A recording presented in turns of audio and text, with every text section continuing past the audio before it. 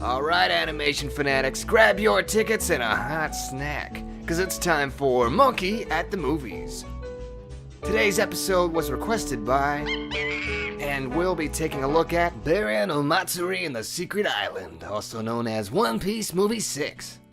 One Piece and I have a long history together, dating back to 2003, when Shonen Jump manga anthologies were first published in North America. I didn't quite understand it back then, and mostly just read it for the crazy character designs, the violence, and other stuff, and some equally cringy people watch the show for the same reasons. I dream of being a vocal artist, and Alright. I would love to perform something for you. Oh, I would like to hear it. Yes. Yeah, let's go. They want to hear A it. little treasure from a cartoon about pirates. I'm listening. Yes. Shall I begin? Yeah, whatever you want. Yeah. Yo!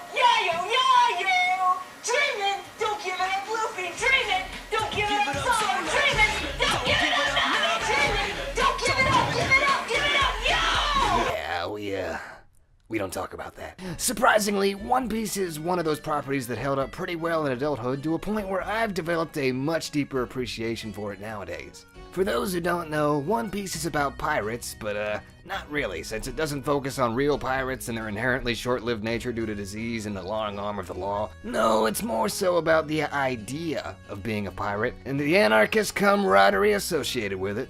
Put simply, it's not about the life of Blackbeard or Calico Jack, it's about the lifestyles that they wish they could have had in a universe where pirates take on the government and actually win.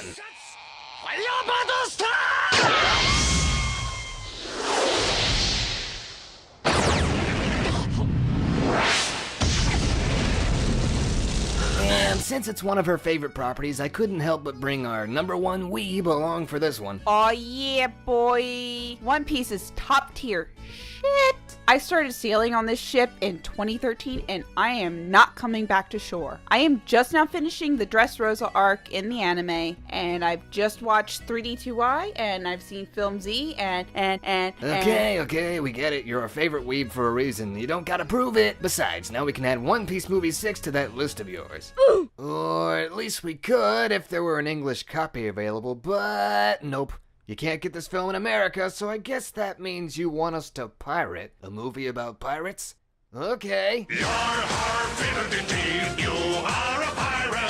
Baron Omatsuri's island starts off with Monkey D. Luffy and his Straw Hat crew sailing across the open sea as usual, when suddenly they happen upon an advertisement for a huge pirate contest. Games and food and super hot.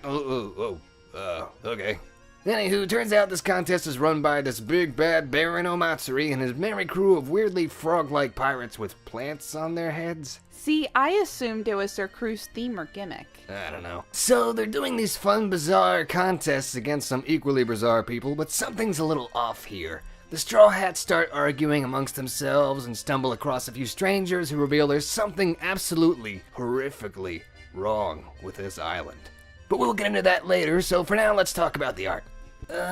Here we go again, talking about this guy, Mamoru Hosoda. He did Dog Kids Seasonal Fights, Game & Watch Gremlins or some shit, I don't know, you know the drill. As usual, this art style for this movie was heavily focused on flat colors with no shading. And that's highly necessary for a series like One Piece since it's ridiculously action-heavy, and less shading means less time spent on each frame.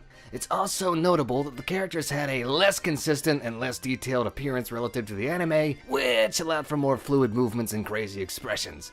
To contrast this simplicity of the characters, the background art in this film is incredibly ornate, realistic, and features some 3D elements. In a lot of ways, it reminds me of those pre-rendered backgrounds used in PS1 RPGs a few years prior to this film's release, and just like those games, there's some seriously twisted, bittersweet themes in this.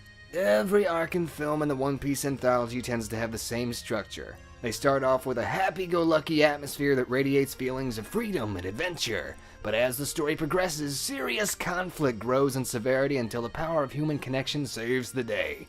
Every single time. Dr. Gaylord, friendship is great. I agree. Friendship is a good thing. Full on friendship. Yeah. Yup.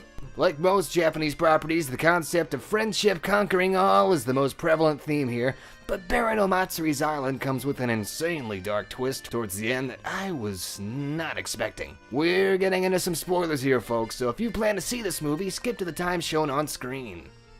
As we near the end of this film, the genre and themes dramatically descend into Lovecraftian horror, when the island's secrets are finally revealed. Turns out the Baron is the only living member of his crew, and the rest of his mates died in a horrible storm years ago. Since then, he's been using these flyers and contests to draw pirate crews to the island so he can break them up and feed them to a giant flower. As long as this flower is fed, it reincarnates his dead crew members using local plants, which is fucking terrifying when you realize these plant reincarnations are completely sentient and somewhat aware of the fact that they're repeatedly dying and returning back to life.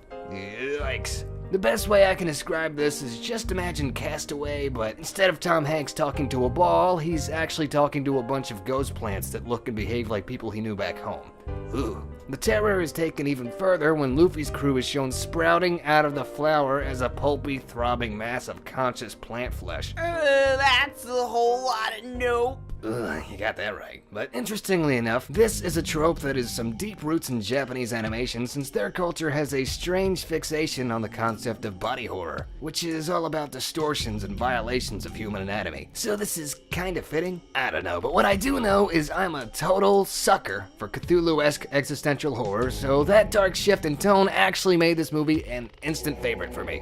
But of course, none of that matters because all the conflicts in the plot are completely outmatched by Full-on friendship, yeah. You guessed it. So, if you're cool with that and you're hankering for a hunk of wacky pirate adventures dipped in disturbingly dark overtones, then give this movie a shot.